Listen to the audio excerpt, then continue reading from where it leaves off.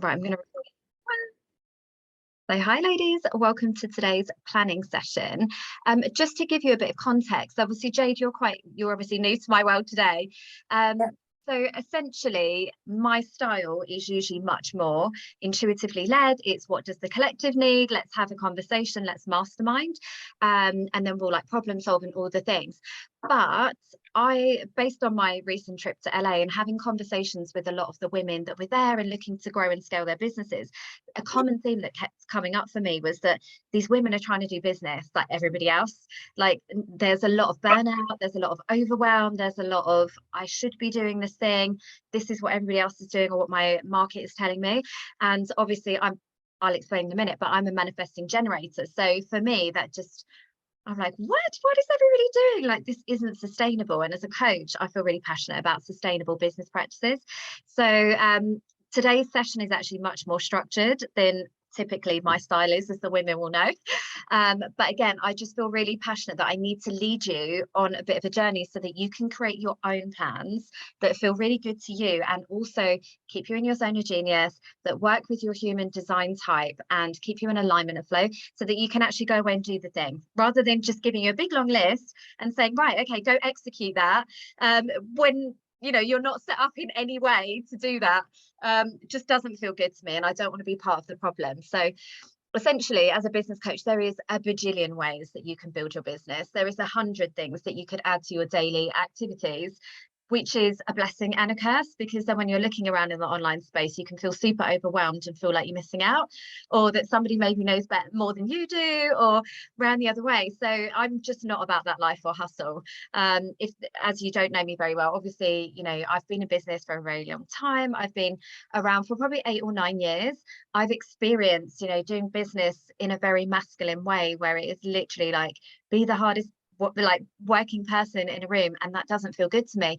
But also I've got 5 kids, I've got a soul's mission. I want to do all the things, but I can't physically, even with the best will in the world, work 100 hours a week, otherwise I might as well just stay in corporate, nor do I have any ambitions to do that thing. So the women will attest to the fact that my style is very much about working intentionally, and just with purpose and conviction and with potent energy, so you get the most bang for your buck. I don't actually believe that anybody needs to work super hard really when you're in alignment.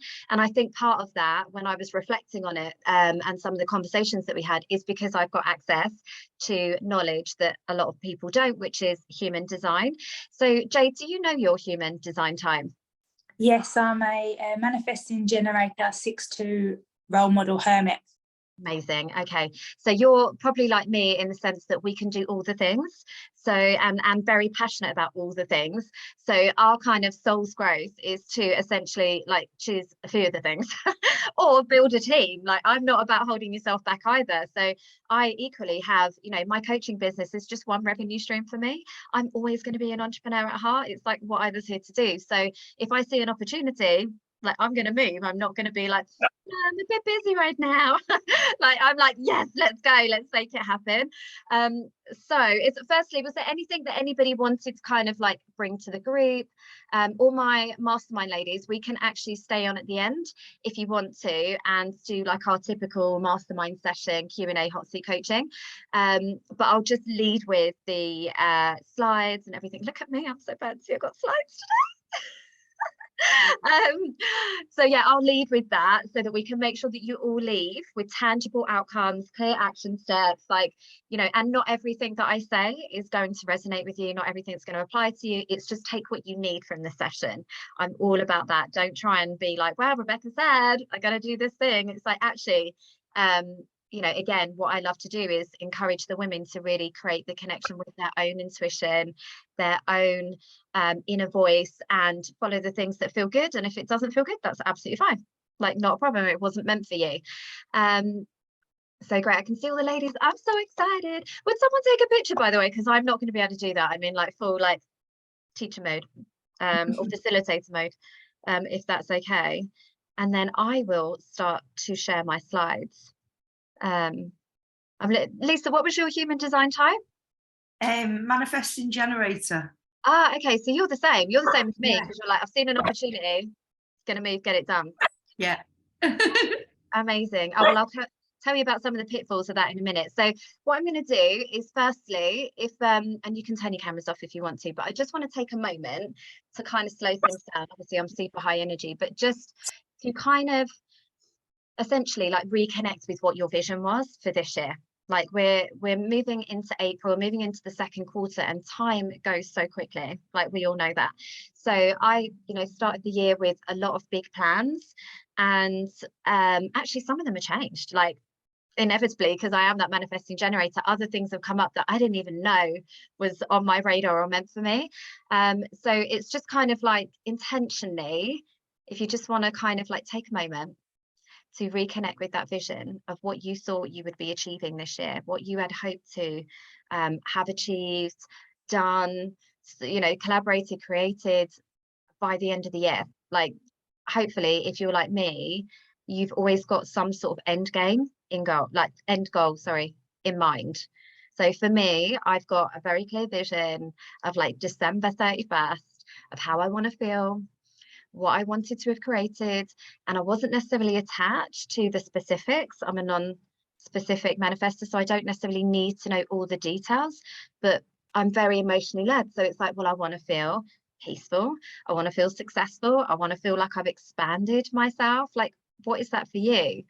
And then when you obviously think of that, especially the ladies in the mastermind, we did like a whole 2023 session, like referring back to that vision and those plans.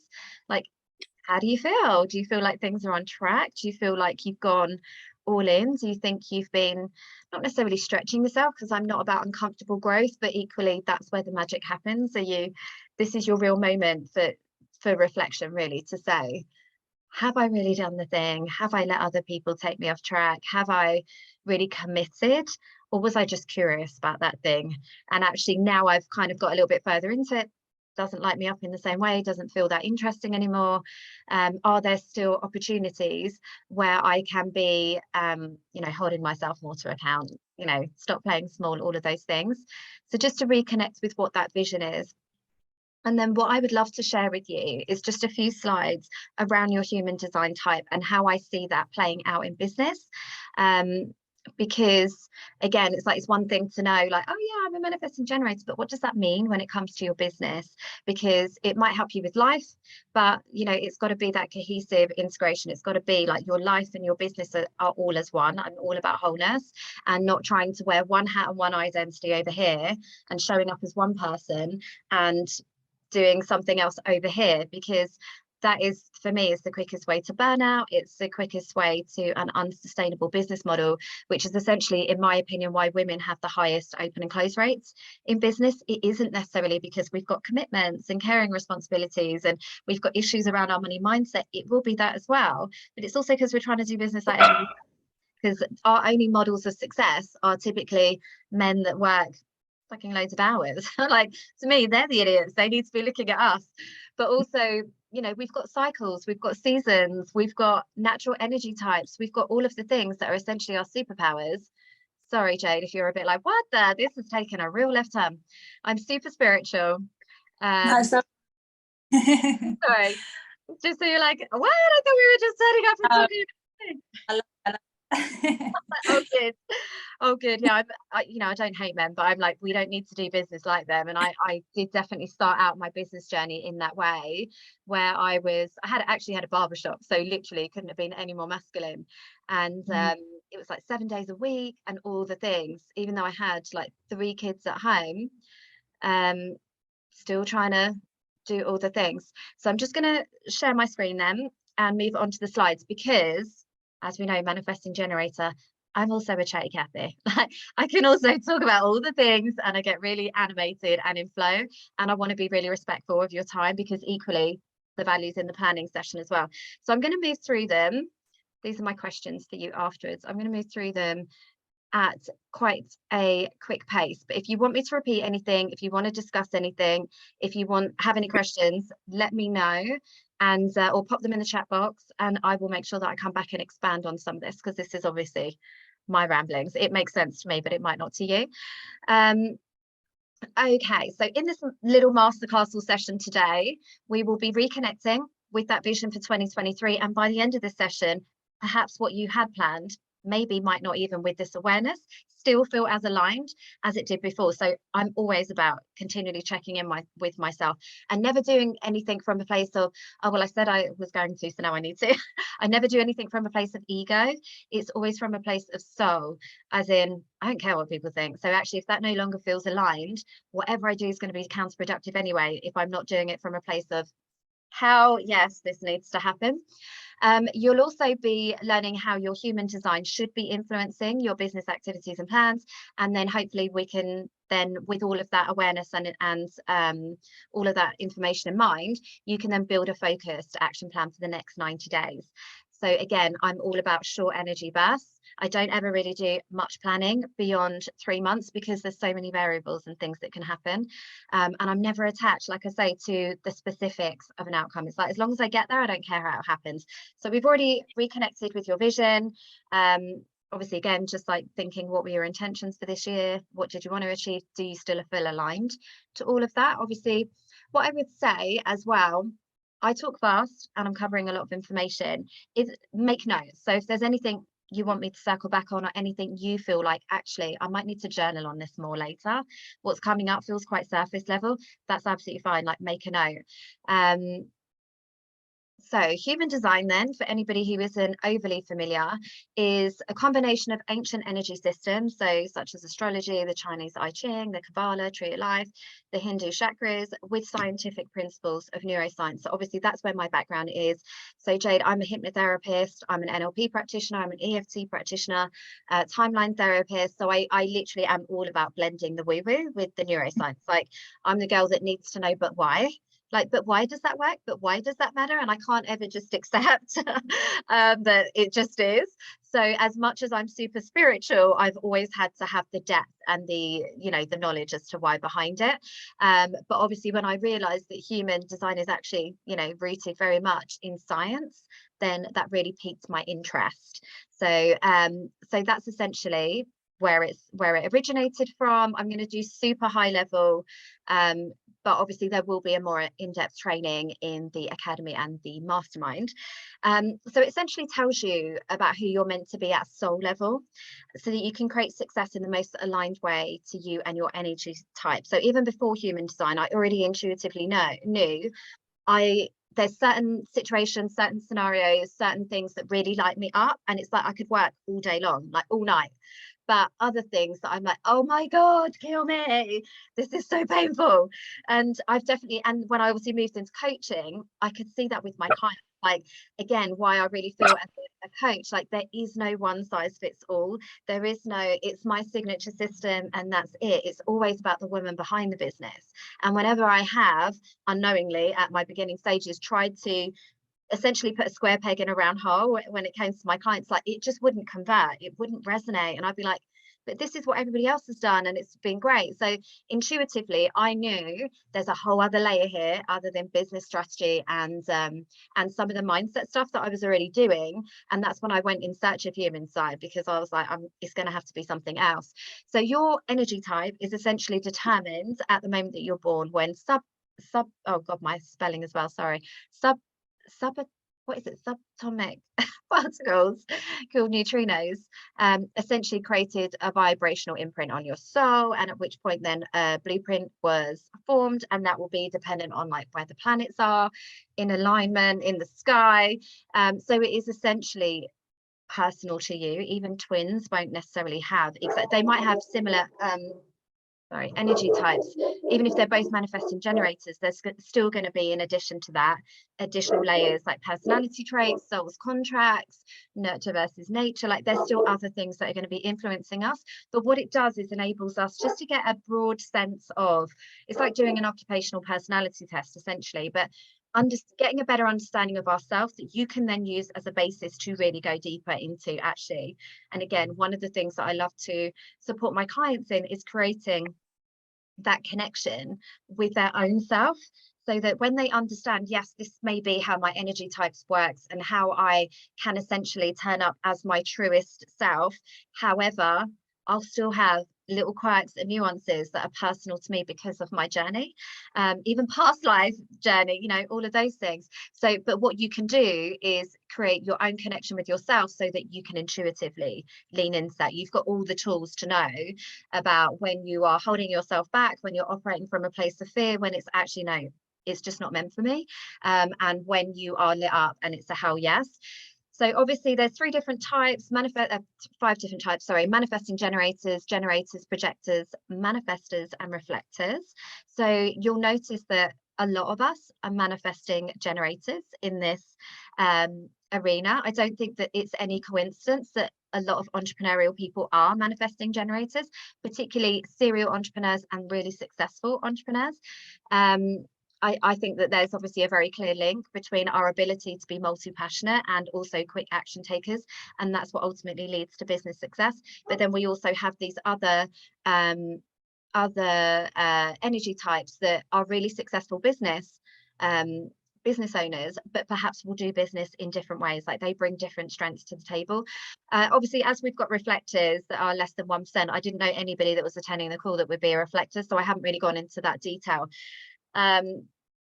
So essentially, let's get into it. So have we got any generators on the call? Are you a generator, Charisse? Did I make that up? No, I'm the same as you. Ah, okay, perfect. Justine, are you a projector? No, I'm a generator, but I wasn't quite sure if I've gone into it enough to get more. I need to go back and do the human design thing again, but I'm definitely a generator. Amazing. Okay, that's really great then. So this will be helpful to you. So you are essentially the life force of the collective. So obviously, again, super spiritual. I believe that we are all connected. There's no separation between any of us. No one's no better. No one got better cards. We are all inherently connected at a soul level, so, and equally affected by each other. So that's again why I feel super passionate about women doing the deep dive mindset work. As Charisse, like, you're all super aligned in that sense, because even, you know, when one woman does the work, shows up as her best self, you know, becomes that better version of herself, the ripple effect of that through the collective is felt. I truly believe that, you know, even, and a lot of the women that have worked with me, you've explained about how just you doing the work on your own personal development and mindset has had a ripple effect for the family around you, the people that you speak to every day. Like, everything's energy.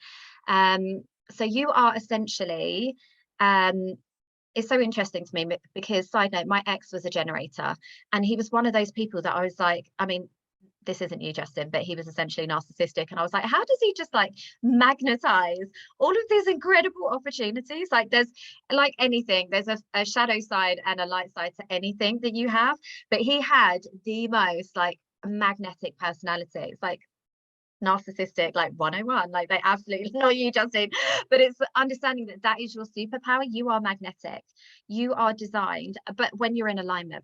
So when you find what truly lights you up and you take action from that place, not only do you feel better, but you also raise the energy from everybody else around you. You are also super magnetic to opportunities and ideas and people. Your battery is recharged by doing what you love. So whenever you are out of alignment, that's when, you know, things feel hard, things feel draining, you get burnt out, because you're not able to regenerate your battery from the work that you're doing. It's like, actually, it becomes a detractor to you and everybody else feels it. So that would be the thing with my ex. Like, he was a particularly draining person if he was doing something that he didn't want to do. It's like, bloody hell, we all knew about it. And it's not a bad thing. It's not intentional, but it just, you know, because you are that life force, when you are in flow, everybody's having a good time. Everybody wants to be around you. It's about following the inspired action. It's meant to be fun. So if there's elements of your business right now that isn't feeling fun, then there's always a workaround. That's something for you to add to your action plan. So there'll be elements of things that you have to do, obviously, but I'm always about building a team, automating, being strategic with where your energy goes, your personal energy goes. But essentially, you are here to master your craft and become the go-to expert.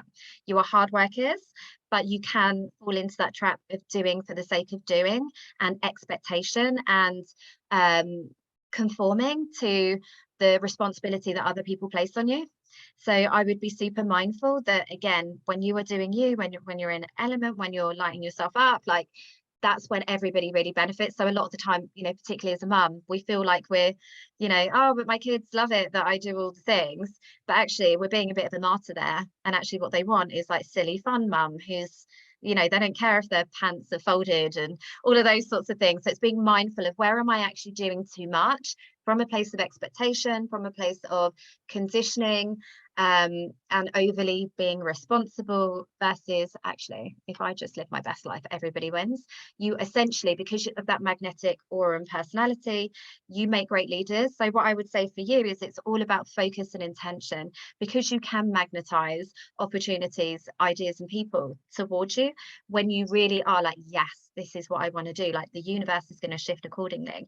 So it's about you being really true to yourself and having those hard conversations and saying, actually, I don't want to do this thing. So if I want to do that, like that's now my intention. Things will start to just suddenly fall into place when you decide. So that's a bit of mindset stuff as well, like the power of the decision. So you are essentially here to respond to the stimulus that's around you, the universe around you. So you are intuitively responding, and will do really well if you intuitively start to respond to client feedback, industry trends, opportunities that come your way. It's like you need to wait for things to kind of, you know, set that intention, like this is what I'm doing, then things will start to fall into place and then you move.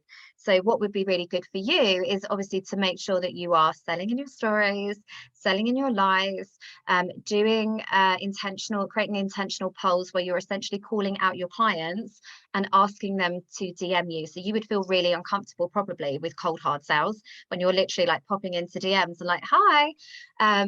It's instead creating an environment where it is. So this is where you might want to map out your customer journey. Like, is it easy for people to find me and work with me? Am I making it intentionally hard? Is it a bit of cloak and daggery where they've got to submit forms and all these things? Actually, just put your prices out there and make it easy for people to work with you. This is also about, again, standing in your power, creating authentic content from your heart. Not doing generic rinse and repeat, because you really be doing yourself a disservice. Documenting your journey, so blogs, behind the scenes, and understanding that you are magnetic, the good, the bad, the ugly, it's coming from you. So again, perhaps like an alignment, which is a really great time to do. So I wanted to give you that awareness before you then go into the 90-day planning. So the next type is manifesting generators. So obviously it will be no surprise that this is me. So we are essentially multi-passionate, get shizzle done kind of women. We move quickly, we take inspired action. We are essentially the superhumans of the collective. So the amount of times that I got told in LA, I don't know how you do it. And I'm like, I just do. Like literally, I shared a room with 2 other women. They're like, you're like a Jack Russell. Like you literally wake up with so much fucking energy. And I'm like, yeah, because I'm excited to be here. Like I got no school runs. It's not raining. Like I'm just grateful. And I'm really in the energy and inspired by everybody else. They were like, I don't get it. I need to check what their human design types were. But literally, like people were always saying, like, I don't, and you've got 5 kids and you're on the PTA and you've got multiple businesses, like, and you're working with clients, like, how do you do it all? And I'm like, I just do, because that's essentially what I'm here to do. And that's me very much. Like I had a business at one point that was 7 days a week, like 8 in the morning till 8 at night.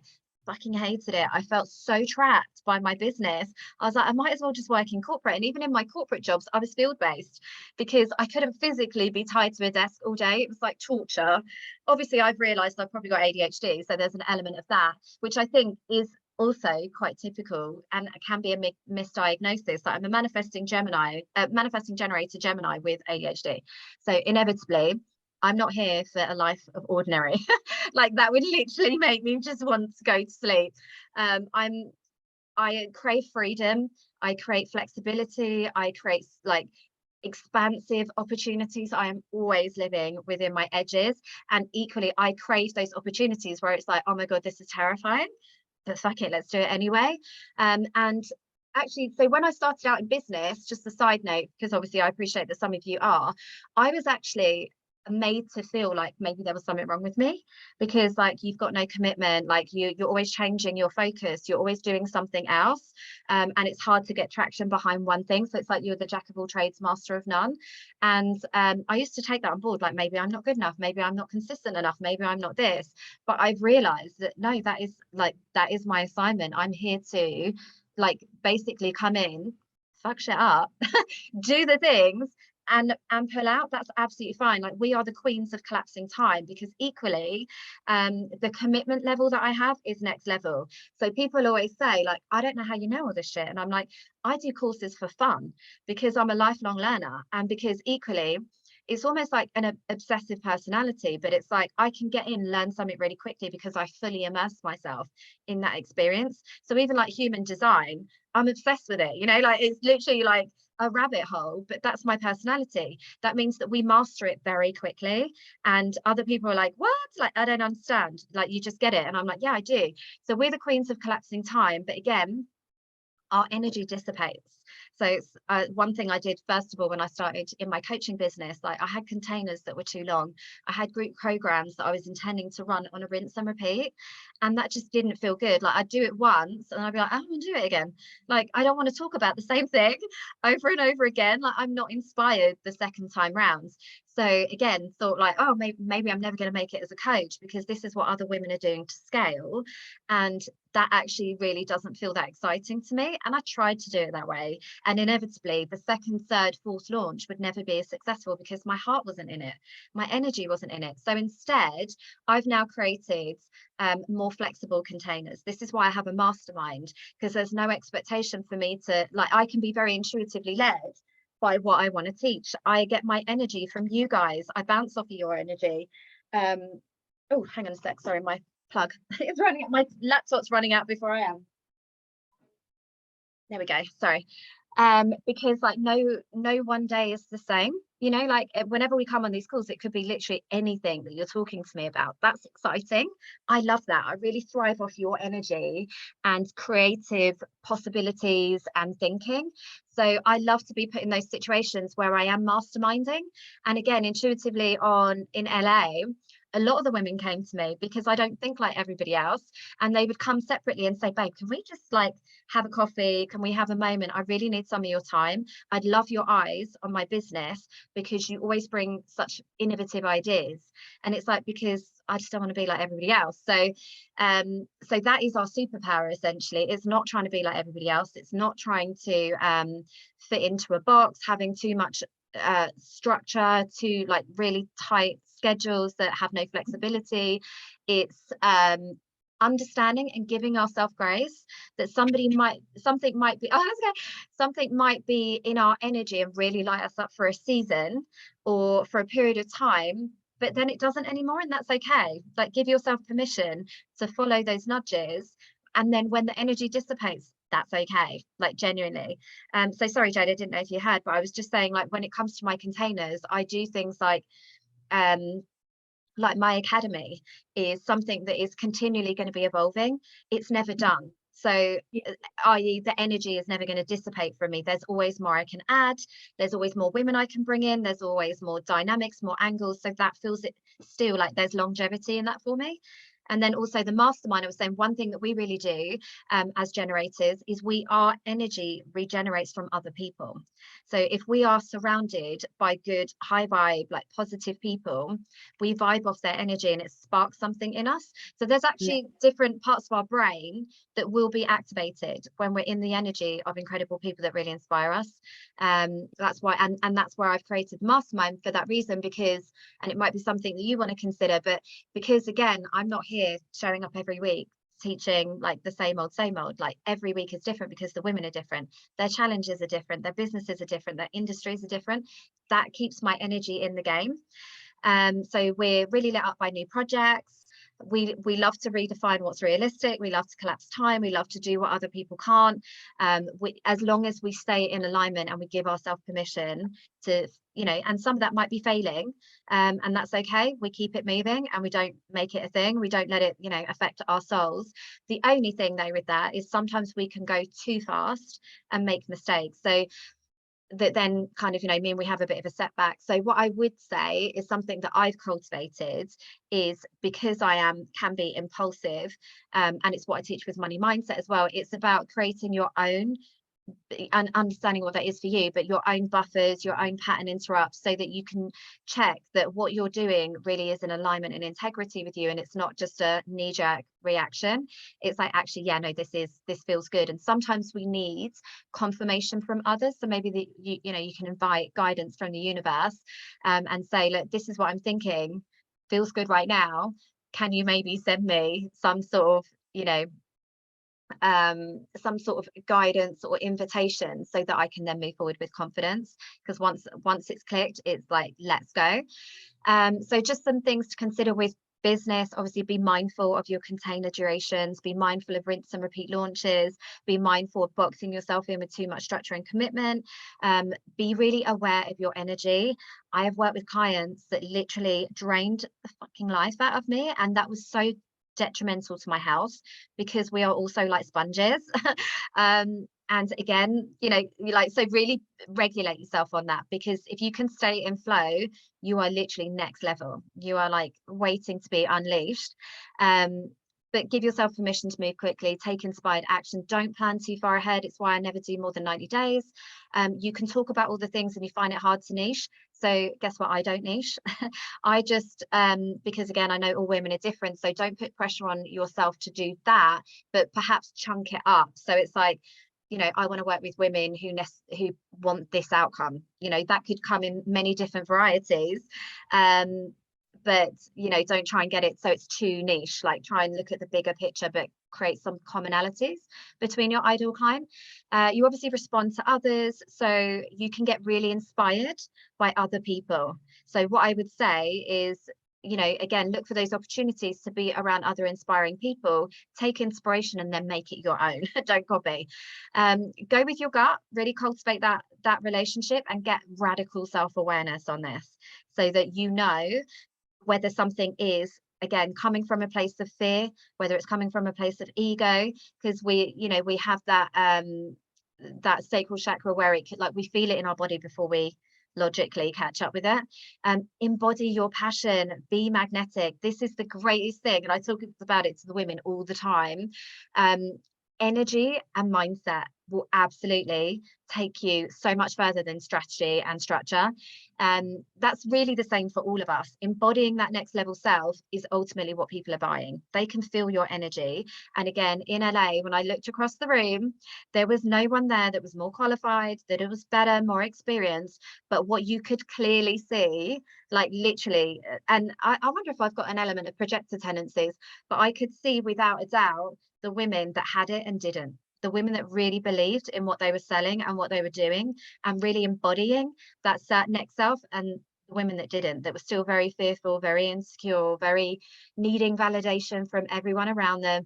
And it was the difference in earnings as well. All the 8-figure earners, they own it. Like they don't care. They're not apologizing. They're not trying to be like anybody else. They just are, and it's magnetic. So that is your area of growth, like embodying that next level self. So really great sales tactics for us are being in our stories, showing up, like the behind the scenes, just being authentic, full of energy. Like, people fucking love it. They love to watch you as well. Being in your lives, engaging video content, workshops, in-person events. Like, that's why I did my in-person event in January, bloody loved it. And share your successes to build authority, to really obviously make sure that you're also building credibility. But those are your jam, like own it. So manifestors, because I think we've got some in the group, I'll just quickly go through this as well. So you are essentially the innovators of the collective.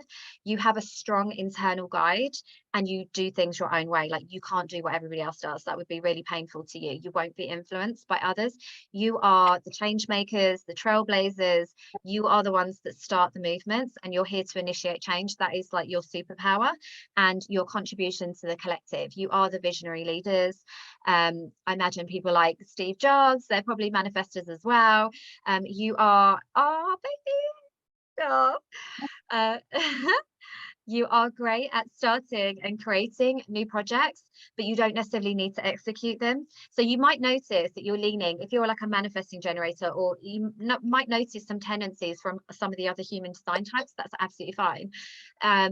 But essentially, you know, again, like energy dissipates. So it's like, I've got all the ideas, I want to do all the things. These are the serial entrepreneurs as well. But your opportunity for growth is to build a team so that you can actually execute, because you don't want to be doing all the things. You have very bold opinions and views, and you repel what you are not in alignment. So you're probably a person that offends people, because it just is like, you can't be anything that you're not. And you've got no poker face. So my partner would say that all the time, like, literally, you've got such a resting bitch face. Like, if you don't like somebody, it's so obvious. And I'm like, yeah, because I just can't like be in somebody's energy and be fake. That's not who I am. So I probably very much lean towards the manifester element, because that's essentially who they are. Like, they're the leaders, the zero fucks, like, just do it their own way. But they are the ones that really like move the collective forwards. They obviously need to rest, because they don't have the generator element that we do, because their battery doesn't recharge from being in the energy of others from their work when they're really lit up. They need to rest between their projects. They typically like to work on their own, and I think that's typically because people don't get them. A lot of the time they don't understand, they don't have the same vision, and they don't suffer fools gladly, whatever the word is. So you are quick to, you initiate. So proactive sales strategies would be really good.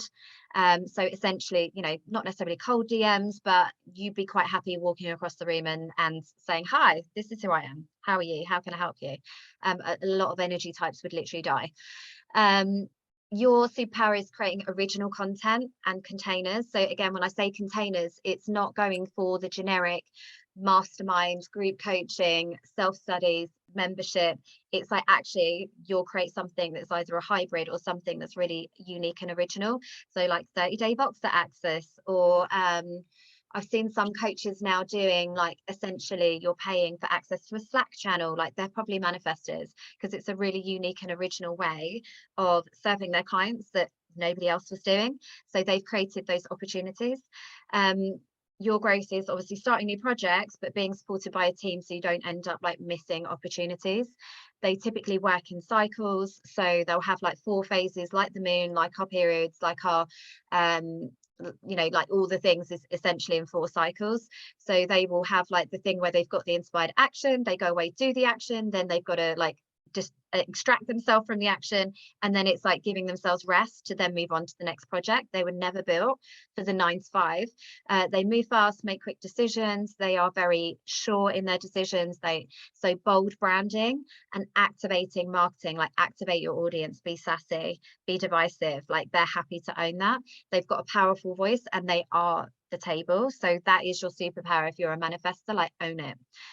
Just because we have got a couple of projectors, I'm going to quickly run through this, but I'm not even going to touch on the reflectors. So projectors are essentially like the good, like they call them like the wise owls. So they are essentially really good at having that strategic overview. They see all the moving parts, where that can be quite overwhelming to some. So I was a launch strategist at one point, and that is like running an election campaign. Like, there are so many moving parts, but for me it was easy. Like, they tend to be your event planners, like the people that see the whole picture. They love systems and order. They're here to guide the other energy types as well, because they are very wise, very considered with their energy. They intuitively always know the right questions to ask others. That makes them excellent coaches, advisors, networkers, like those real kind of authority figures. They can see everything that goes on. They can see through people. They know when you're not quite yourself. Like, they're the friends that you want, essentially, but only if they're invited. So if they try and give somebody advice or try and give them help, and that person rejects it, like, that genuinely like rejects their soul. So they have to wait to be invited. That's kind of their opportunity for growth. Their aura is magnetic, but to invitations. So they're probably also asked a lot for others for advice. They're seen as that authority. So I think Ella, who's our property coach, is a projector. So she just, like, I don't know why people just always ask me questions, and it's like, because they see you as that authority. And because so her growth is obviously owning that success and that authority, and recognizing herself as the authority, and being happy to receive that title. They again aren't designed to work hard. It's all about quality versus quantity, intention and depth. So, you know, they will get into a project and really go all in, but they can't sustain that. Like, they're not here to just do the 9 to 5. They don't generate any energy from others or their work. So they really do need that time to reflect and rest and have play and fun and separate themselves from their work, or they will get burnt out. They tend to work in a niche and kind of have that expert status and really know all the things about that subject. They're all about the depth.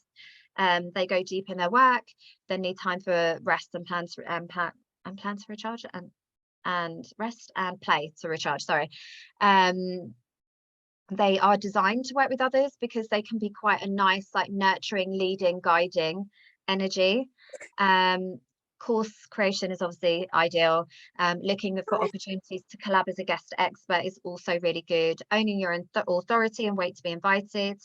Attract sales by nurturing your audience to sales. You're magnetic to the right people. Evergreen offers are obviously really going to serve them. Live launches will probably be that idea of hell.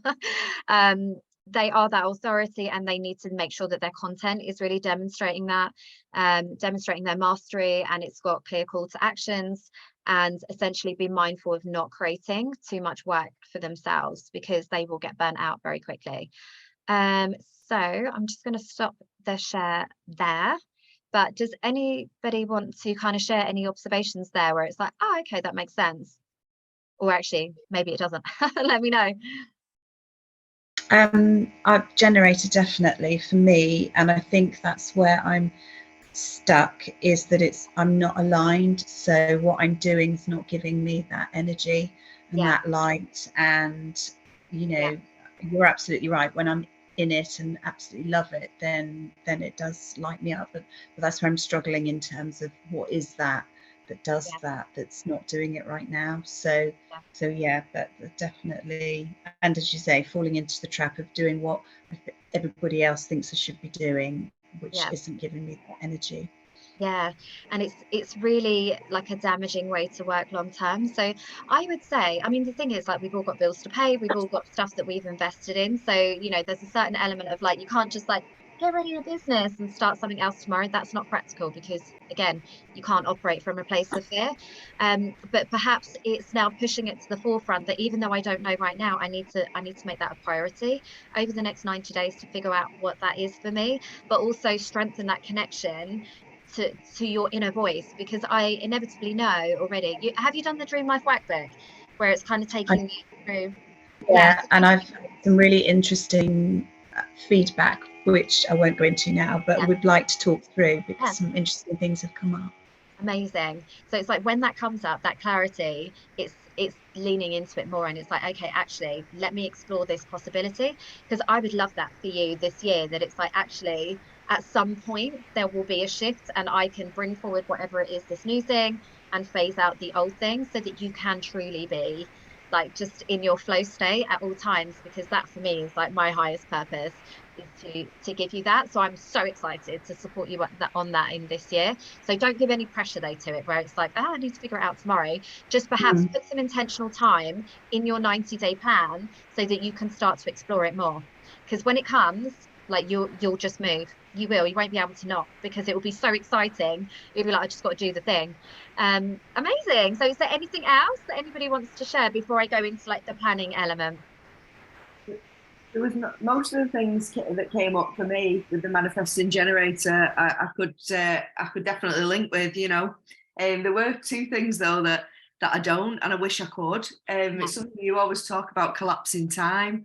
I always feel like I expand into my time, and like, you know, if I've got an hour, it'll take me an hour. Maybe I should like maybe shorten the times that I give myself things. I'm not sure, but and I would say that, because time's relative. Do you remember we did the 12 weeks into like 12 months in 12 weeks? I feel like you were around for that. Where it's like time is relative. We are the kind of people that work better under pressure, because then it's like, I've got this clear deadline. If you give me all the time, like Yeah, my mum used to say, and I said this to my friend the other day, she was like, that is so offensive. But I was like, my mum used to say, you're like a fart in the wind. Like, you're literally just like all over the place. Like, you just kind of like potter about, like you do this, you do that. And I'm like, yeah, because unless I've got like this hard deadline, Yeah. I can also be a bit too abstract. So, yeah, but equally, if you challenge yourself to that, it's like you can play it with a game where you get to have fun. It's like, actually, can I do this in 20 minutes? Can I do this in like, so that you start to intentionally build out that space, because we're also good at filling our time. Yeah. And that was something that was a game changer when I intentionally started to build in time of nothing. Like, it's so unnatural to me, but it really gave me so many more insights and like really helped just so many other elements. So I would say that try and get yourself, collapse time in that way. Are you okay, Jade? Is there anything that you want to share? No, oh, that's great. Sorry, I keep having to leave. My youngest is with me today, and he's constantly asking for snacks. Oh, that's okay. Oh God, tell me about it. Honestly, like, it's just crazy. That is essentially all I'm here to do at this point. The kids are on half term for the next 2 weeks. I'm dreading it. I'm gonna have to do a bigger food shop. So what I was going to say, and if you need to go at any point, absolutely fine, because I've got some questions that I want to run you through, and like I say, some are going to require some deeper thought, some are going to be like, yeah, that's easy, like write that down. So I'm going to stream this into the free Facebook group, Jade. So if you obviously I'll send you the link to join, so if you do have to go, absolutely fine. I know what it's like with kids. I literally was trying to watch something yesterday and Aviana decided to tip a whole bowl of cereal into my lap, and I was like, I could sit here and pretend that this isn't freezing cold and smells like sick, but I think I'm gonna have to go, and it just is what it is. Like, what can you do? So honestly, I'll give you the link to the group in case you need to come back to it later. But amazing. So if you are ready, I will begin. So essentially what I'm going to do is take you through a series of questions where you can really start to put together a bit of a plan for yourself and a focus for the next 90 days. So obviously we've talked about the vision for 2023. Like, what is that? What does that look like? Does it still feel good, particularly when you now consider your human design type? Does it all feel in an integrity with that? Does it make sense given what you've got? Or as we were just saying with Justin, do you need to adjust it a little bit? Do you need to create some more intentional time to pursue other things? So with the vision though that you originally had, if it does still feel aligned, like, what would you say is your progress towards it right now? As we're approaching the 4th month of the year, do you feel like you're on track? Do you feel like you've exceeded your expectations? Probably some of us manifesting generators have collapsed time, because again, once we've locked in what it is that we want, like, we just get it done. Like, literally, I was doing a course. I'm doing like 3 courses. I'm reading 3 different books. Like, I'm doing all the things. I'm in 2 different masterminds. I work with 2 different coaches. Like, I'm just that person. And even now I'm lining up my next mastermind for June, because I'm like, yeah, keep it moving, like, onto the next energy. So for me, I'm quite confident that, yeah, I would say I'm probably like a 7, maybe a 7 out of 10 for where I wanted to be, because I've had to put in a lot of extra energy right now, but I can see how that's going to continue to pay me off. So I'm quite confident with the progress that I'm making, but I still think there's some tweaks. So where would you rate yourself in terms of your progress towards your vision? What areas do you feel like you really have made progress and you're like, yes, bitch, we've done this, I'm proud of me, like, we've done this thing, that feels really good, like, I'm getting some traction in that, getting some clarity, like, starting to see some results, that feels good. And equally, where have you not made any progress?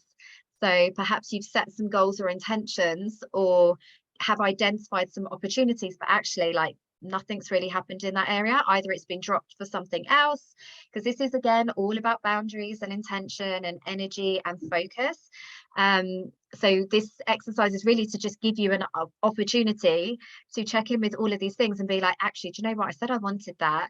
Have I not done it because I don't know what I'm doing? In which case, do I need more help?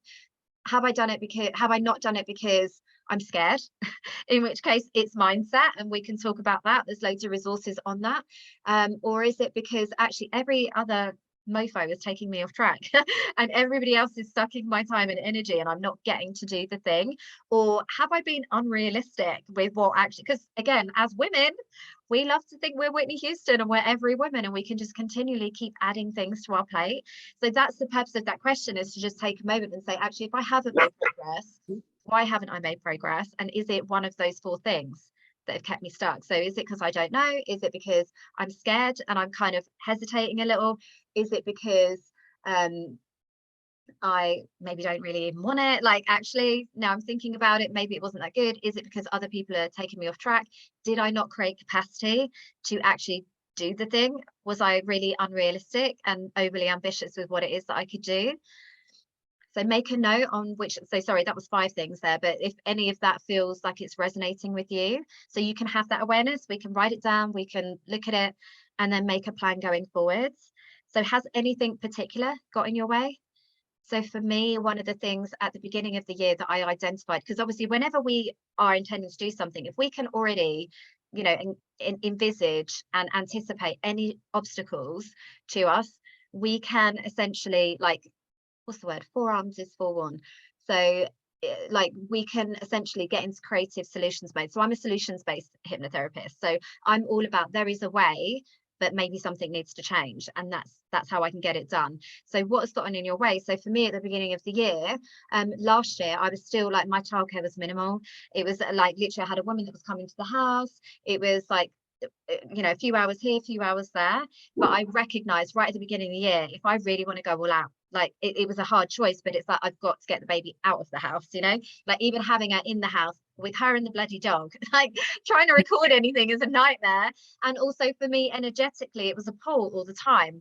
So now instead, I mean, she only goes like 2 days a week, but that means that is my 2 days of let's go, like let's go energy. Like I literally have got my whole day planned down to like 20-minute slots. Like I am getting the most amount of bang for my buck with that time that she's not here, because I didn't really want to do it, but I knew I had to. And that was me overcoming the challenge of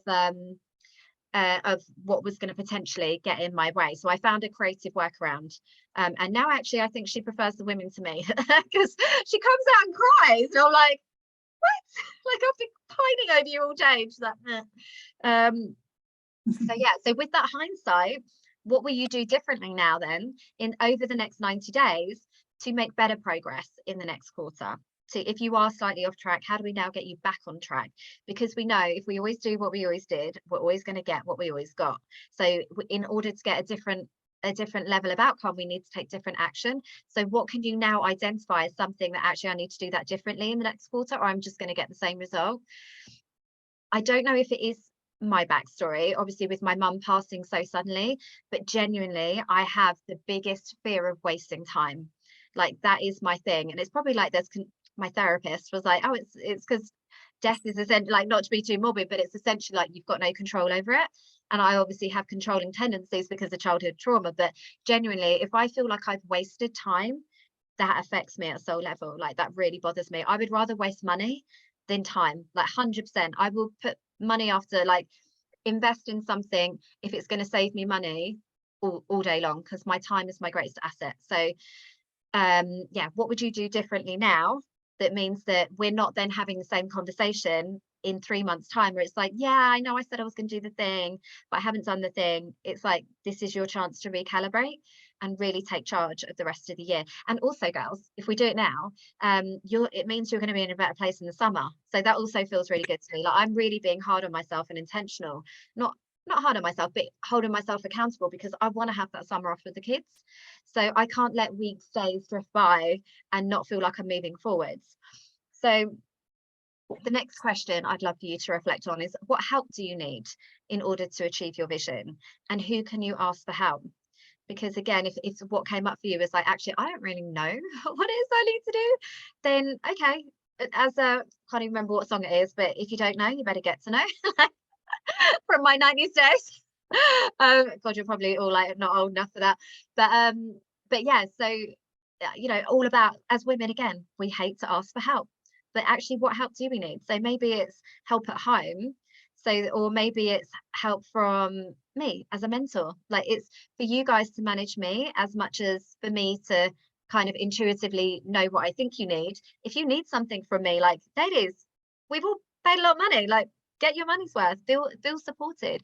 And it's I hold this up as a question specifically because, like I say, as women, we really struggle with receiving support. We see it as a sign of weakness. We pride ourselves on how much we can multitask and do all the things and figure stuff out. That's very admirable. It's great to have that as, you know, that resourceful quality, but equally don't make it harder on yourself. If there's people out there or things that can help you to collapse time, to be more intentional with your energy and actually make the process fun, because you're not sitting there feeling stupid or like I'm missing something. What help is it that you need in order to do that?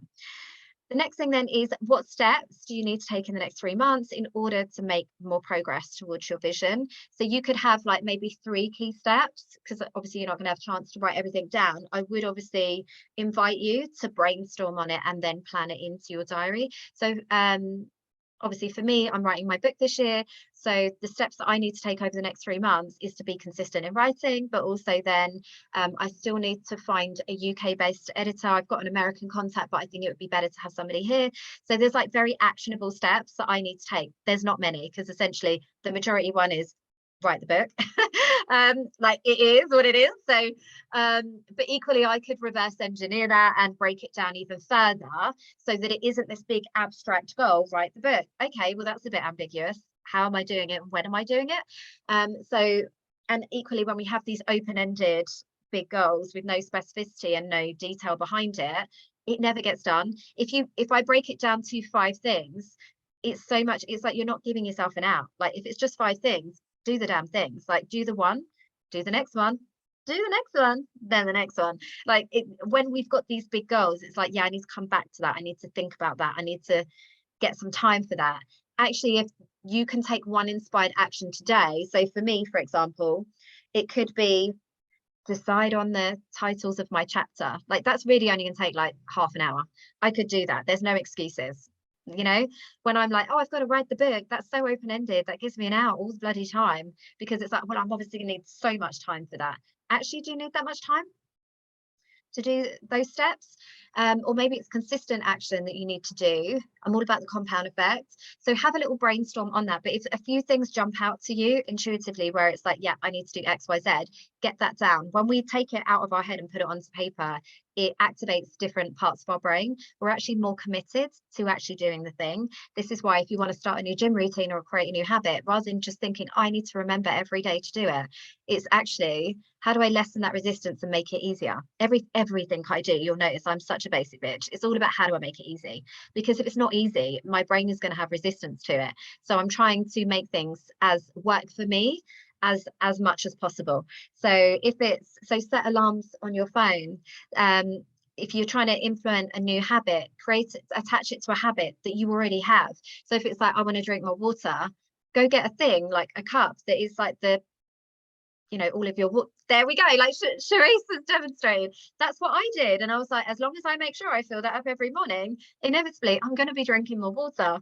So it's all of those little things. Just make it easy. How do I make it easy for me to actually execute and implement on the things that I want to do?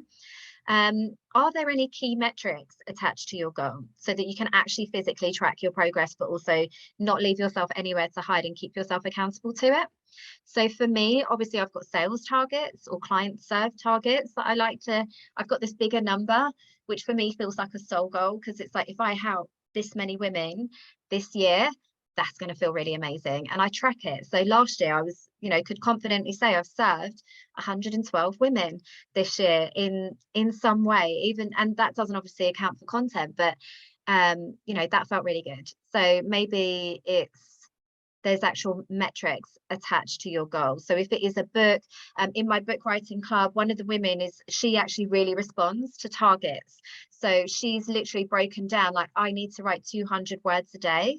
That gives her a nice satisfying little tick, which you know, I love a highlighter and a tick box. So maybe that's for you, in which case, you know, make yourself accountable to that. Keep your eyes on the prize. Every week when you're planning out your week, it's that goal in mind. Your brain loves specificity, but equally taking that into account, like, what does good, better and best look like? So with goals, obviously, you'll know when we do our goal setting session, I love to have a few stretch goals. Don't ever want to kind of settle for especially if you're a manifesting generator, because we're all about unrealistic expectations. So I'm always like, yes, this would be good, this would be better, this would be fucking amazing, because typically we find it much easier to get behind the big audacious goals because it's exciting, and because if we do that thing, it's going to mean something really significant. If it's like, oh, just on board a few clients this month and you're essentially going to be the same, that's not inspiring. That's not getting me out of bed in the morning. Like, I need a bit of excitement. I need a bit of a challenge. So what do your good, better and best goals look like attached to those activities? What's the easiest and most aligned way for you to achieve that goal, now that we've taken into consideration your human design type? How can we really keep you in your zone of genius and in line with your natural energy type? Like, how do we make this as easy as possible? Because again, as women, we love to validate ourselves with busy work. We love to compensate for feelings of unworthiness by overcomplicating processes. We sometimes assume that things need to be harder or everybody would be doing it than it needs to be. Actually, not the reality at all. It's just most people can't be bothered in the first place. So what's the easiest way, like most joyful way? So again, when you're considering your containers, one of the things that for me felt really exciting, didn't necessarily make sense, but right out the gate at the beginning of January, did an in-person event in London, because that felt fun and exciting. Still hit my revenue goals, but rather than, you know, launching another program, it was like, actually, I'm gonna do this thing over here, and I leveraged the shizzle out of that opportunity, which meant that I still made just as much money, equally, without having to sell in the room, because that didn't feel good to me. But I used the social proof and the expert status and the referrals and the connections and the increased visibility to get me my same outcome, but without doing it in a way that didn't feel good to me. So this is your opportunity to think really creatively as well. How are you going to keep yourself accountable to that goal? So are you going to measure it? Are you going to track it? Are you going to, obviously in the mastermind, we've got, you know, you can have an accountability buddy, you can publicly declare the intention, but also think bigger than that. So for me, obviously with my book writing club, I've said for the last 2 years, I'm going to write a book. And I was like, girl, if you say it again, I'm going to punch my own self in the face, because I'm sick of hearing it. So how do we actually make it happen this year? Well, for me, it was all about owning it and making public declarations. And then I built a book club that I had. So now I've got to do it. Like, it's got to be done. There are physically people watching me and looking for me to be that leader. There are women in there that are doing it every day. So that's then inspiring and motivating me. It's keeping me accountable. And I also spoke it into existence. So I embodied it like it's already done. You know, in LA, everybody was like, why are you here? And I'm like, I'm writing my book. They're like, oh, amazing. Like, can't wait. I probably got some pre-sales. Because I didn't give myself an out. I knew that if I don't do it now, if not now, then when? And equally, there's only so much energy in that decision. So everybody knows I talk about like Elizabeth Gilbert, big magic. If something comes to you as an inspired download, it's with the purpose and intention of being manifested, or i.e. made real. If you then don't do it, it's going to go on to somebody else. And that for me just could not happen. So that's how I've kept myself accountable to the goal. I've done a whole big thing around it, but it could just be as simple as getting a planner on your desk and ticking it off every day, or telling your most judgmental friend that this is happening, because then you don't want to let that, you don't want to give them the satisfaction of seeing you fail. How will you know when you've achieved the goal? So as we said earlier with our vision earlier, it's about, because sometimes things are a bit abstract, where it's a feeling, it's a, I want to feel successful, I want to feel accomplished, I want to feel like I have arrived, like I have stepped into that. Again, can be like vague goals. So it's like, actually, is there a moment when you know that you will have achieved that goal? Particularly for yourself, Justin, where you don't necessarily have clarity on what it is. I don't know what the goal is, but I know how I want to feel, and I know what abstractly of what I want to create, and at what moment I want to be by the end of the year in that journey. So let's create a memory around that. I've actually got a really great meditation in the which is a timeline technique. So it's a guided hypnosis audio that will take you through. So Justin, I can send this to you separately, where it will take you through how to create that memory and then essentially insert it into your future timeline. So you can create a memory essentially from your future. Because again, like vision boards, like all the things, having that connection to actually, when I do this, I'm going to feel really good. Not only is that really powerful in keeping you motivated and keeping you on track, and reaffirming your boundaries, because with all of these things, there will be people like that will come and try and take you off track. That's life. There's never going to be any perfect like thing. And I think that that is the greatest skill that you can cultivate as an entrepreneur, is the bounce back ability, resourcefulness, the ability to keep things moving when nothing stays the same. You know, like I say, we can plan this out and it could be like, yeah, I'm going to do 200 words a day every day, and that's going to compound. The reality is nothing is the same. The only thing that's constant is change. So if you can still hold that vision and still keep yourself accountable and connect to it, it's going to keep you able to keep it moving in a way that I can't even remember what I was going with that, but essentially, like in the most your boundaries, sorry, that's what I was talking about. It's going to mean that when things come up, you can say yes to the things that are going to move you to your goals, really firm in your position that no, because I've got this vision and I don't want to let my future self down, and actually that feels really exciting to know that that is coming. It's much easier to then assert your boundaries and say, no, I'm not going to do that thing. When you don't have a reason why, it can be harder to reaffirm those boundaries when it's like, well, actually, I haven't really got anything else going on. Like, actually, yeah, I guess I could do. That's when you get those boundary creeps. Kids are a great way at reaffirming your boundaries. Like the amount of things I get my get out of jail free card. I'm sorry, I got 5 kids. I'd love to, but I can't do it. And that's what I used to do. I used to hide behind my kids. Now I'm like, it's just a no because it's a no. Like, and what, you know, that maybe not that confrontational and have no friends, but you know, I've got that clear, like, no, because I really want to do this thing because it's going to feel amazing when I do it. So have that vision. Like, how are you going to know when you've actually done it? And then equally, how are you going to reward yourself? Like, let's make it fun once you've achieved it, because our brain likes to move away from pain, move towards pleasure. So the more that you can make that goal like fun, exciting, feel like it's easy, feel like it's possible. So a lot of the time we don't move towards a goal if we don't think that it's possible. Either it's too overwhelming, not exciting enough. Like, you've got to get that, it's like Goldilocks, you've got to get that sweet spot in the middle where it feels like you could actually do the damn thing. Kind of exciting, like it's possible. It's exciting enough to take bold and radical action, i.e. get out of your everyday like routines.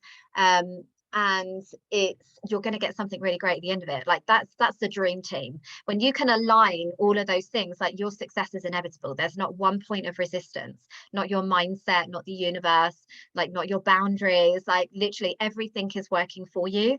Your success is inevitable, essentially.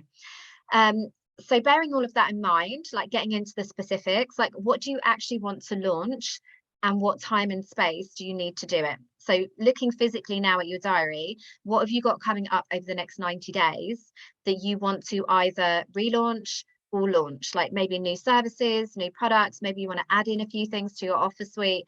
Maybe you've identified some opportunities where you have perhaps reached capacity of what you can physically do, but you know that you're ready for more. So maybe there's an opportunity there to add in some passive income, or maybe you feel like you're pretty good with everything and you know what you're doing, but so maybe now that's an opportunity to venture out into other things, add different revenue streams even. In which case, if you are planning to launch something, what are the key dates, events and milestones that you need to be mindful of over that 90 days? So one thing that I've done for my sales plan is I've got, obviously all of my products are on Evergreen, which is great for me and my energy type. But obviously in terms of sales and marketing, like I still have to have something every month that's going to continually be driving traffic to those offers. So it's not like I'm just going to sit here in my pants, everybody's just going to come to me because I'm so magnetic. It's like I also actually have to get out there, make sure that I'm still being visible. So every week, just a side note, I think the women know this, but for you, Jade, I always start the week with 3 boxes. One is, what am I going to do to grow my audience and my business this week? What am I going to do to nurture and serve my current clients and audience? And then the last one is, what am I going to do to leverage all of that to give me even better results? So it could be leveraging client testimonials, referrals, successes, wins. If you've done a guest expert session with somebody, how do I now? The women were laughing at me, but because I've just got these funny like sayings, but I was literally like, how do I now ride that pony all the way home? Like even LA, like you're going to see me for quite some time in LA because I'm leveraging what I've already done. Like if you've already put money in, you know, skin in the game, if you've already put time in something, energy in something, like this is how we like leverage the shizzle out of it. So I always have those 3 boxes every week.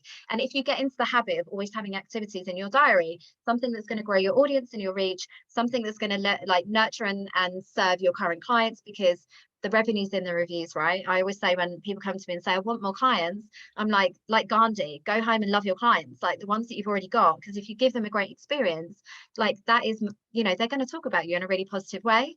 But also, you know, there might be opportunities for you to continue the relationship with clients that you've already got. It's not always about newness, which can be a temptation with a manifesting generator, where it's like you're always looking for the next thing. I've got clients that have been with me through multiple programs for like the last 3 years. And as I've evolved, they've evolved with me. And it's like, they're almost like, what's next? And I'm like, okay, we'll do a mastermind. Like, because I've got that mindset, like that awareness that I need to grow, I need to serve, and I need to leverage, because I'm not about working harder. Social media doesn't obviously encourage you to do that, but that's just my kind of thing. So what are your key dates, events, and milestones? So like I said, in my schedule, I've got every month, I've got like a masterclass, because that feels really good. That's me and my authority. That's me talking about subjects that I feel really good, but also that's content that I can then add to my mastermind. I can add to my academy. Like I would be doing it anyway. So I might as well leverage something that I'm going to be doing always. So, and I'm quite good at that. Obviously, that's my superpower, is leverage. That's what I'm known as, because I don't have a lot of time. So it's like, if I'm doing a podcast episode, I record it and add it to my YouTube. I stream it into my free Facebook group. So it's like, I'm getting so many bites of the same cherry. Yeah. Does that make sense? Yeah.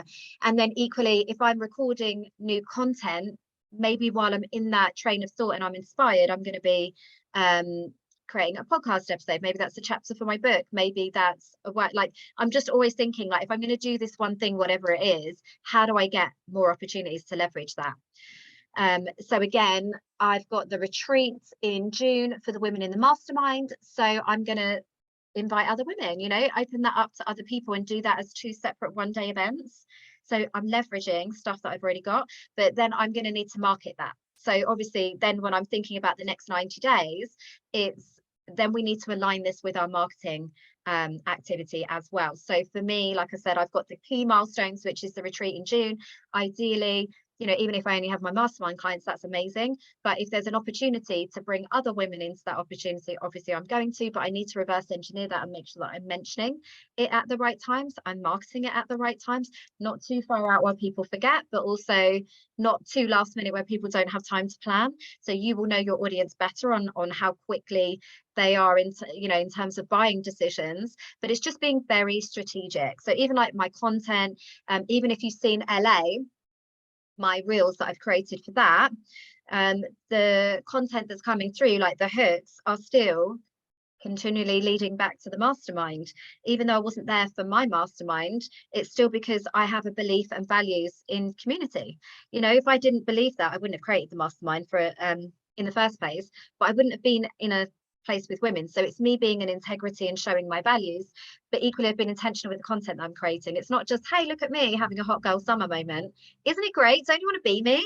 Like, isn't this just so fab? Don't I look great? This is actually like, there's always content around it where it's like, you know, it's so refreshing to be in community. I never had this before, but it's so powerful. Here's why. And maybe you might want to join the mastermind because that's why I've created it. So it's being conscious of your content that you're creating and the interactions that you're having over the next 90 days. The all roads always lead back to your offers, because selling is serving. So there's nothing shady about this. But yeah, I see so many women missing out on opportunities to promote, to sell, to build their brand as a brand, because they aren't intentional enough with what they're doing. And they are instead like, oh yeah, I was a guest expert in somebody else's group. And it's like, okay, so how did you leverage that? Well, I didn't. I just showed up with value, and hopefully like karma will reward me. And I'm like, there's an element of that, but also, you know, don't never leave money on the table, never miss an opportunity to connect it back and leverage. So if you've got those key dates and milestones, that will help you to then break down the activities that need to happen on a weekly basis. So I'm always about reverse engineering. And if you don't have activities in your diary every month, something significant that you're doing every month to grow your business, whether it be a live launch, whether it be a masterclass, whether it be guest expert sessions, like you're really missing out. Whether it's an event or a networking event, you're really missing an opportunity to be a leader within your industry. And I think that's what we all need to strive for, is to, and as much as we think, oh, the market's saturated and everybody else is, you know, there's a lot of people doing what I'm doing, no one else is you. No one has the same connection, no one has the same passion, because they don't have your journey.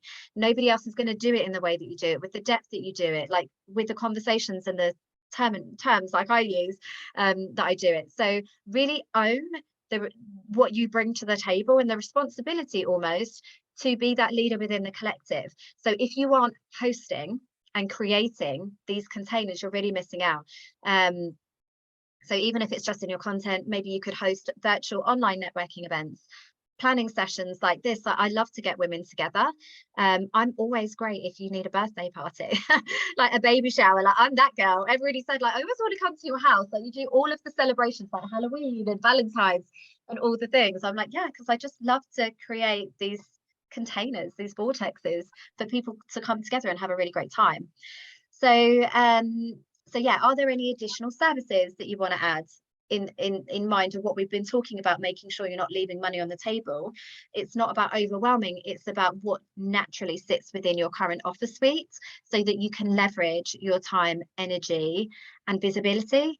So for me, when clients work with me, a lot of people wait to scale and add in passive income. I do it right out the gate. Because for me, my intention, whenever even a startup, it's always with the intention that you're scaling yourself out your business, right?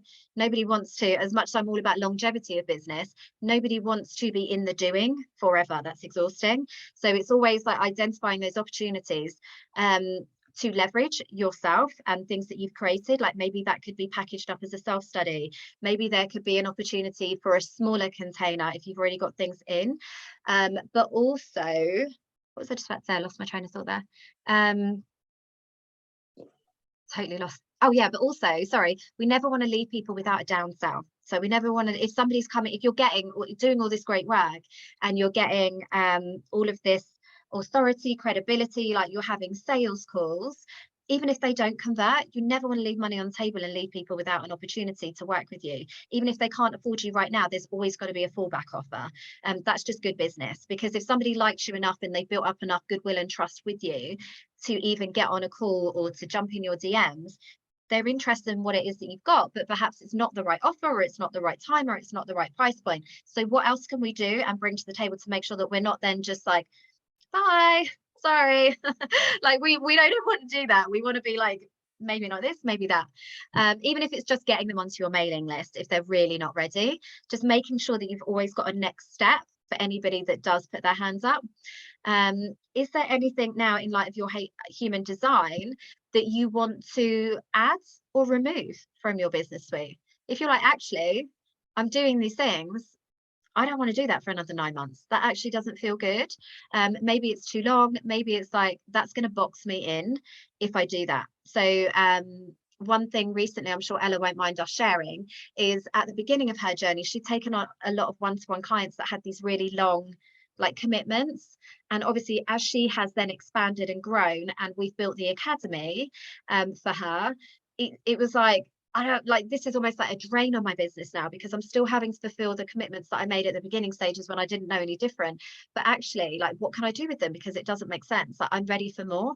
I'm ready to like charge more money. I'm ready to work with a more discerning client. So this is where we created an academy, so that we almost had an alternative to place them where it was a win-win for both parties, because they were still going to get access to her, but also they were going to get these additional resources. But rather than being in a one-to-one setting, they were now in a group. So we were able to make it a win-win for both, but essentially like positively transition them onto a more sustainable and scalable business model, so that she could then be free to go off and do the other things that she wanted to do. So is there something that needs to come out, something that needs to be tweaked, like anything? We can talk about it in the hot seat in a sec if there's anything you want to discuss. Obviously, what actions do you need to take off the back of that? Because it's all about getting specific with that. Maybe you might need to brainstorm that later. My intention for this is to kind of activate you as well as anything else. Maybe something else when you're on the school run or on a walk later will come to you. Now that we've started, now that I've asked these questions, it's very intentional while I phrase them as questions. It's because it will start to activate your reticular activating system in your brain. Your brain will want an answer to these questions. It will be running it over on autopilot in the sort of back end systems without you even consciously being aware of it over the next few hours. So something might come to you later. Again, do you need to create more space to execute on those tasks? Yes, we always need more space. So perhaps, like I said, that's an exercise in boundaries. That's an exercise in being really ruthless and intentional for the next 90 days with who gets your time and energy, and what things that you're saying yes to, the things that you're saying no to. Does everything that you've got now on that paper feel aligned to your bigger picture vision for this year still? What are your key activities? I think I kind of touched on this already, but every week we need to make a commitment, as I said, to growing our audience and attracting our ideal clients. Like, that is just good business. And it's amazing to me because I can see how it happens, particularly if you're heart-led. You get so bogged down in the delivery of what you're doing that you kind of forget that, oh, I need to keep this continual pipeline coming through of new people. And it can be really exhausting, but you need to have a minimum commitment of what you can do. That again feels really good. So one thing for me that I realized very early on when my time was so limited was collaborations is a great one for me. Obviously it keeps me in my natural energy type because I'm a chatty Cathy, I'm a big personality, high energy. People want me to come in their groups because I'm very motivating. I'm all about the quick wins, high value, but also that's me. Like, maybe it's because I've got so many kids, but I crave adult conversation. Like, I'm happy to go and do these things. That doesn't feel like work. I come off and I'm buzzing, whether it's first thing in the morning or last thing at night. Like, I'll only ever really do evening sessions if it's things like that, like guest expert, because I know my battery will be regenerated from that. So for me, it makes sense, particularly where I've now got a podcast, that every week I have a strategic collaboration. That's part of my growth. If I only do one thing, that will be it, because that gives me bigger bang for my buck as well, because it's in my zone of genius. It's what I would be doing anyway. I'm consistent with it because I'm a great connector of people, so I'm always meeting people, but also like, it doesn't even feel like work, you know, like it's just also, it's actually giving me more leveraged ideal clients, because just, you know, growing your Instagram and your social media following is amazing, but you've got no sense of who those people are. Hopefully they'll be attracted to your content because they're interested in it, but you also get people that are just following you because they're curious, because other, you know, people that want to see what you're doing. Not everybody is going to be an ideal client that comes and follows your page. When you decide to collaborate with somebody who is aligned to you and your values, and then you get the endorsement of that person to their audience that are probably maybe, and it's got to be complementary. Obviously, we're not sharks that are going into other people's groups, and I've had that where people have come into mine with the intention of taking my clients, and I don't believe in that. But it's like, actually, so I worked with a friend who was a sales coach. I'm a money mindset coach. Like, it's the beautiful collaboration, because typically she can give them the strategy about how to make more money, but it won't be that why they're not making more money. It's because they're the mindset stuff. So I went in and did a guest expert session with them, and it was like a win-win for her because it's great value. It helps her clients to get out the hell out of the way. And then also I had some upsells into my money mindset bootcamp. Like, so, but equally, because she shared it, the people have shared it, like, it's also given me more reach. So it's looking for those opportunities where it's thinking outside the box and doing what feels good anyway. That's what I'm all about with business. So what key activities are you going to commit to every week to grow your audience? So again, I think that could be like the type of content as well. As we said, like engaging video content, selling on your stories, looking for opportunities for affiliates, for referrals, recommendations, like being a smart business lady in that sense. Networking, masterminding, like being part of those communities where people can actually come and get you business. What are your key activities to nurture your current audience? So what is your non-negotiable? Like, do you have a mailing list that goes out? What kind of free content are you delivering? I'm a manifesting generator, so I've got a podcast, I've got YouTube, I'm on every single platform, including a new one called Clapper. Has anybody heard that? It's like TikTok. Apparently TikTok, there's a potential that it may be banned in the States. So I don't know what's going on with that. My friend's social media manager tells me these things. She's like, you need to get over onto Clapper, because there's like incredible, like, can you imagine anything worse? Who the hell named that? It's awful. But that's a new platform. So I'm always looking for like new opportunities to get in while the timing is good. What else have I got? I've got a blog, I'm writing my book. Like, these are all things that are going to nurture my current audience. Pinterest, like, you don't have to do all of these things, but it's just, again, whatever feels good. And obviously I'm all about leveraging your results in what are your key activities each week to make sure that you're leveraging your results and success today. This can be like repurposing testimonials. So it could be getting your clients on a live to do an IGTV together. It could be like the standard graphic, but how do we think outside the box? Maybe it's doing a case study breakdown where it's like, this client came to me with this problem. This is what I did to help them, so that people can take value from that post. This is what you could then do. And essentially also positions you as that authority and expert as well. But also, like, being intentional with, if you're in the mastermind, I'll always ask you guys, like, particularly when you've got evergreen products, like, what are your wins this week? Like, your wins are my wins, essentially, and that's what gives me the greatest satisfaction. So the more that I can, and where are your challenges? Like, what can I help you with right now? If I can then help you to a win, I'm obviously going to leverage that, because that helps me to bring in women that are ready to take action and want results, that are then going to support and complement the collective energy of you guys. We don't want people here that just don't want to do anything. Like, that's not going to add anything for you guys. So what key activities can you do each week to leverage your results and success today? What are your key sales activities that you're going to commit to mastering in this quarter? So as I mentioned earlier on the human design stuff, if it's like DMs, if it's stories, polls, networking, like, what are the things that, even if it feels a bit awkward now, you're going to commit to mastering because actually that makes sense for you in this quarter? So Lisa, it could be visibility for you. Like, I know you don't like being on your socials, but that would be a really great activity that is really going to make a difference in your business, is if you commit to mastering sales on your socials. You know, being more intentional with that content, that's going to be a game changer. I've just made a little video clip, actually, so I should get that out. Amazing. And then obviously ensuring that your content planning is in alignment with what it is that you've got coming up. Always being intentional, like I said, with the stuff from LA, it's always going to circle back, always lead back to the offer. Like, that's ultimately what we're here to do, and we can't lose focus of that.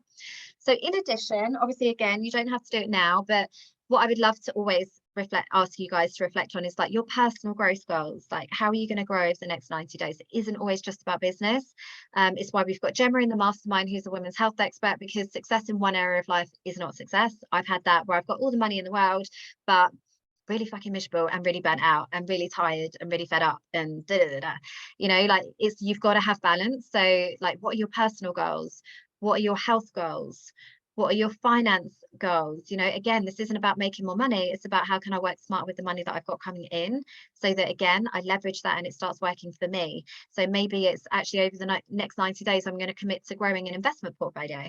I'm going to look at serviced accommodation strategies to grow my wealth. I'm going to look at joint ventures or partnerships or investments, or I'm going to get a better tax accountant. Like, what is that? We've got to keep sight of the financial goals. I don't want you to continually be in the mode of chasing the next month's sales. And then finally, like, who do you need to be and show up as in order to achieve all of those goals? So for me, change happens at an identity level. It's taken one version of you to get you to this point, one version of you at the beginning of the year to say, I am worthy of more and I'm going to go and get it. It's amazing. We've now got a little bit of practice, a little bit of experience, a few learnings, like, we know what we like, what we don't like. So now it's our opportunity to recalibrate. And who do we now need to be going into the next 3 months or 90 days to actually achieve what it is that we need to do? Is it, I need to be more, like, divisive? I need to be ruthless. I need to be intentional. I need to give myself more space, like the kind of woman who says hell yes, takes quick action. Like, what is that identity of that person? Because the more that you can start to align with that version of yourself, the more you're going to get it done, the more you're just going to become embodied that next level self. So like I said, in LA, it was very evident to me, the women that had done that embodiment work and the women that hadn't, that were still second guessing themselves, that were still walking around the room like, do you know, like what do you think about this, what do you think about that? And it's like, because they're just not there, they're not embodying that next level self, they're still waiting for everybody else to tell them. And then finally, like, what is your intention? Like, what are the quick actions, quick wins that you can take right now following this call, or intentions that you are absolutely claiming, affirming, and it's happening following this call? Like, what is it for you? Because I'm all about the quick wins as well. That really helps us to move forwards. And then that's kind of it. So hopefully that has given you so much to think about, and then you can go away and kind of assemble that into some sort of loose plan for the next 90 days. I like to do it by 4-week cycles. Again, everything's cyclical. So the first month for me is always building, like really focusing on growing, maybe marketing. The next 2 weeks are, because equally we've got to work with our own energy types. You cannot be on for the next 90 days in a row. It's not going to happen. So you know, Gemma will tell you to plan around your menstrual cycle, because we've got the phases there where there's times where you do need to go all in and you will feel inspired and you will be ready to do all the things, and there'll be other times where actually you need to retreat, rest, reflect, and that's fine. But let's not try and be naive to that. Let's not think that during the Easter half term our output is going to be the same as it is right now well when my kids are at school.